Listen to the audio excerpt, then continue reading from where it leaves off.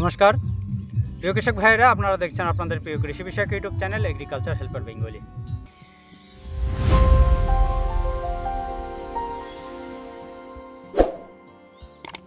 প্রিয় কৃষক ভাইরা, আজ আমরা এই ভিডিওতে আলোচনা করব কৃষি রসায়ন কোম্পানির পোষক পাওয়ার পিজিআর সম্পর্কে।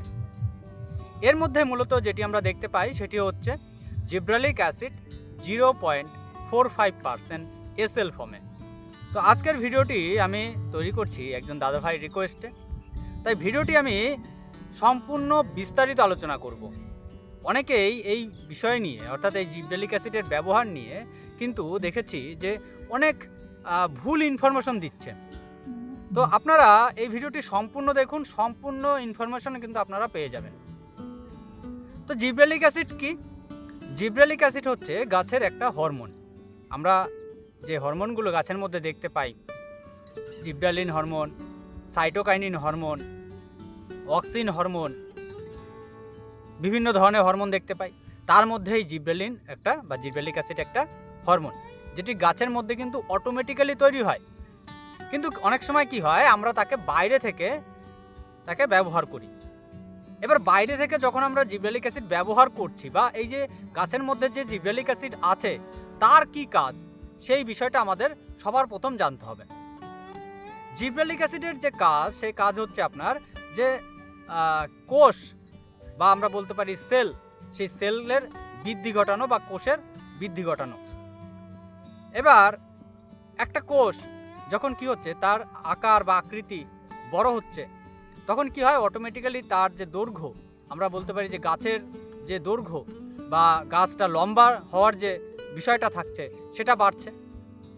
আমরা অনেক সময় দেখব যে আমরা আখ চাষ করলে আখের কি হয়, আখের যে গাঁট থাকে অনেক সময় কি হয়, সেটা ছোট হয়। কিন্তু আমরা যদি সেখানে জিব্রালিক অ্যাসিড ব্যবহার করি, সেক্ষেত্রে দেখা যায় যে আখের যে দুটো গাঁটের মধ্যে যে ডিস্টেন্সটা, অর্থাৎ একটা গাঁট থেকে আরেকটা গাঁটের যে ডিস্টেন্স, এটা কি হয়, অনেক সময় চওড়া হয়। সেক্ষেত্রে কি হয়, এই যে আখের আমরা যে প্রোডাকশন, আমরা যে রসটা পাবো, সেটার পরিমাণটা বেড়ে যাবে।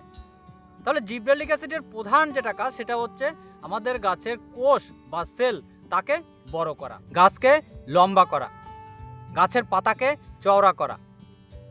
গাছের আমরা বলছি যে আপনার যদি একটা গাছের, ধরুন আমি একটা উদাহরণ দেই আপনাদের, ধরুন এইটা, এই যে একটা পাতা এইখানে ছিল, এই একটা পাতা এইখানে, একটা পাতা এখানে, এইটাকে বলা হয় ইন্টারনোড।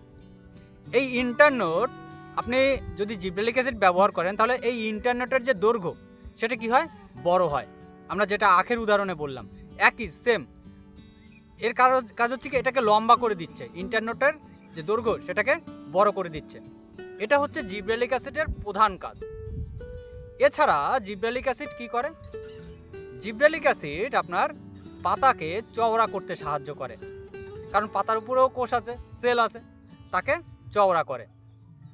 আর কি করে, কিছু কিছু গাছের ক্ষেত্রে গাছে ফুল আনতে সাহায্য করে। এই জায়গাটায় অনেক আমি ইউটিউব বলবো না, অনেকেই দেখেছি আমি, বিশেষ করে অনেক বিভ্রান্ত ছড়াচ্ছে যে কোনো গাছে আপনি বলে দিচ্ছেন যে জিব্রালিক অ্যাসিড ব্যবহার করলে গাছে ফুল ফল বেশি আসবে। এইটা কিন্তু একদম ভুল ধারণা। সেই ক্ষেত্রে গাছে ফুল ফল আসবে বা ফুল আসবে খুব রেয়ার কিছু গাছে, যেমন আপনার রজনীগন্ধা গাছে, যেমন আপনার স্ট্রবেরিতে। তবে স্ট্রবেরিতে আগাম ফুল আনার জন্য কিন্তু জিব্রালিক অ্যাসিড কাজ করে, গ্যাডুলাস।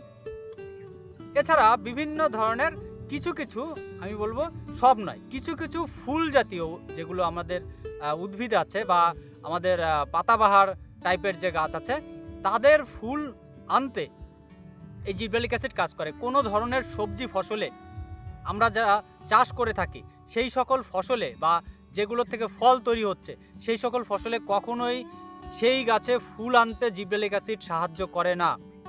এইটা কিন্তু সব থেকে বড় ভুল।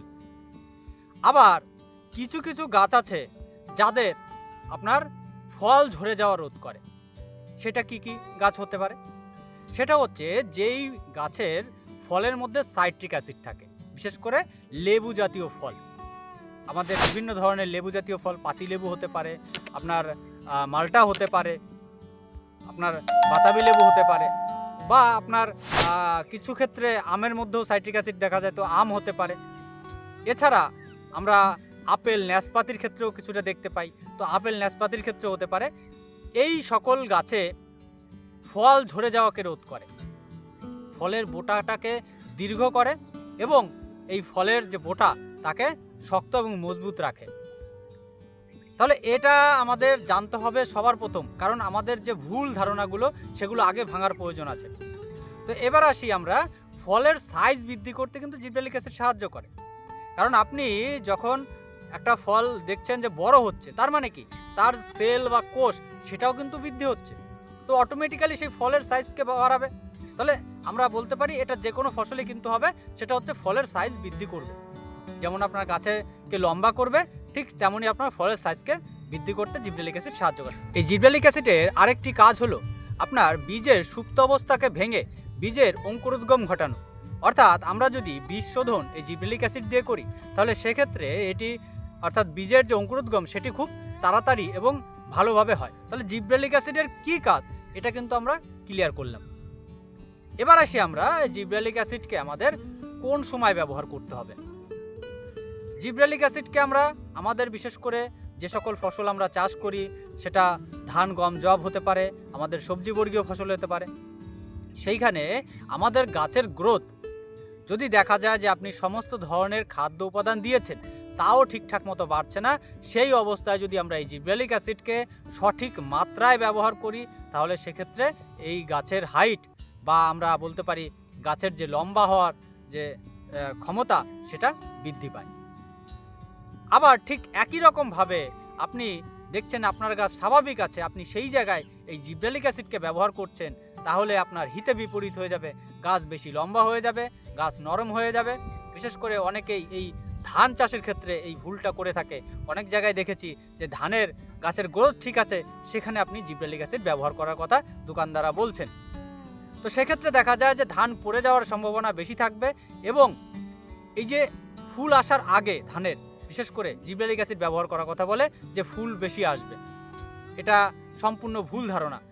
ধানের আপনি দানাটা তৈরি হয়ে যাওয়ার পর জিব্রেলিক অ্যাসিড ব্যবহার করুন, সেক্ষেত্রে দানার যে গঠন সেটা ভালো হবে, কিন্তু ফুল আসার আগে আপনি জিব্রেলিক অ্যাসিড কখনোই ব্যবহার করবেন না। প্রথমত ধান গাছকে নরম করে দেবে এবং ফুল তার যে পরাগায়ন ক্ষমতা সেটাকে কমিয়ে দেয়। এটা বিভিন্ন ক্ষেত্রেই হয়। আমি আগেই বললাম যে কোন কোন গাছে ফুল বাড়াতে সাহায্য করে, কোন কোন গাছে ফলের সাইজ আপনার ঝরে যাওয়াকে রোধ করে, শুধুমাত্র সেই সকল গাছেই কিন্তু আমরা সেই সময় ব্যবহার করব। আর আমরা কি বলছি, যখন গাছের গ্রোথ কম সেই স্টেজে আমরা এই জিব্রেলিক অ্যাসিডকে ব্যবহার করতে পারি। বিশেষ করে আমাদের যখন গ্রোথ হওয়ার কথা বা গ্রোথ স্টেজ গাছের, সেইখানে আমরা ব্যবহার করব। আর একটা ব্যবহার করব যখন আমাদের ফল সেট হয়ে যাবে, তার পরবর্তী সময় আমাদের ফলের সাইজ বৃদ্ধি করতে আমরা এই জিব্রেলিক অ্যাসিডকে ব্যবহার করব। তো প্রিয় কৃষক ভাইয়েরা, এবার আমরা আসি যে এই যে জিব্রেলিক অ্যাসিড এটি একটি যেহেতু হরমোন, তাই এটি ব্যবহারের ক্ষেত্রে আমাদের বিশেষ কিছু সাবধানতা রাখা প্রয়োজন। সাবধানতাগুলো কি কি? প্রথমত, জিব্রেলিক অ্যাসিড যখন আমরা ব্যবহার করব আমাদের ফসলে, কখনোই গাছের যখন দেখা যায় যে অতিরিক্ত পরিমাণে গাছ কি হচ্ছে, নরম হয়ে পড়েছে, সেই অবস্থায় আমরা কখনোই জিব্রেলিক অ্যাসিডকে ব্যবহার করব না। অতিরিক্ত রোগের আক্রমণ হলে ব্যবহার করব না, অতিরিক্ত কীটের আক্রমণ হলে ব্যবহার করব। আর কখন ব্যবহার করব না? যদি আমাদের মাটি খুব শুকনো হয়, অর্থাৎ মাটিতে পর্যাপ্ত পরিমাণে জল না থাকে, তাহলে আমরা জিব্রেলিক অ্যাসিডকে ব্যবহার করব না। আমরা জিব্রেলিক অ্যাসিড ব্যবহারের ক্ষেত্রে আমাদের যেটি নজর রাখতে হবে বা লক্ষ্য রাখতে হবে, সেটি হচ্ছে মাটিতে যেন পর্যাপ্ত পরিমাণে গাছের খাদ্য উপাদান, গাছের জন্য পর্যাপ্ত জল এটা থাকে, তাহলেই কিন্তু আমরা জিব্রেলিক অ্যাসিড ব্যবহার করে ভালো কাজ পাবো। অথবা আমরা যদি এর বিপরীতে জিব্রেলিক অ্যাসিডকে ব্যবহার করি, সেক্ষেত্রে গাছের ক্ষতি হবে। তাহলে এবার আমরা যেটা বিষয় নিয়ে আলোচনা করছিলাম, যে কৃষি রসায়ন কোম্পানির এই যে পৌষক পাওয়ার, যার মধ্যে আমরা দেখতে পাচ্ছি জিব্রেলিক অ্যাসিড আপনার 0.45% এসএল ফর্মে, এটিকে আমরা কতটা পরিমাণে ব্যবহার করব বা কি পরিমাণে ব্যবহার করব? এটিকে আমরা ব্যবহার করব 1 ml থেকে প্রতি লিটার জলে 1 ml থেকে আমরা মোটামুটি 2 ml পর্যন্ত ব্যবহার করতে পারি। এটা গাছের আপনার ফসল অনুযায়ী, গাছের বয়স অনুযায়ী এটির ডোজ কম বেশি হয়ে থাকে। অর্থাৎ 1 একর জমির ক্ষেত্রে বলা হয় যে 150 ml থেকে 250 ml পর্যন্ত কিন্তু ব্যবহার করা যাবে। তো প্রিয় কৃষক ভাইয়েরা, আশা করি এই ছোট্ট ভিডিও থেকে আপনাদের কিছুটা হলেও উপকার আসবে। আর যদি ভিডিওটি ভালো লেগে থাকে তাহলে ভিডিওকে একটি লাইক করবেন, ভিডিও শেয়ার করবেন, আর কেউ জানা থাকলে অবশ্যই কমেন্ট করে জানাবেন। তাহলে আজ এই পর্যন্তই, দেখা হবে পরবর্তী ভিডিওতে। নমস্কার।